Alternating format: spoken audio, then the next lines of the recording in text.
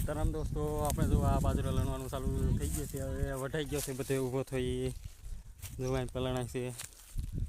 અને આપણે મસ્ત મજાનું ઠંડુ પાણી હતું તે પલળી ગયા છે. હવે ટાઢું ટાઢું લાગે છે, ટાઢવાય છે આપણે. તો જો અહીંયા આપણે આ પાકીટ ને પોટલે ને એવું બધું છે. આ ફંડની અહીંયા સાંઈ મીક દેવી, અહીંયા સાંઈ હરસ લ્યો.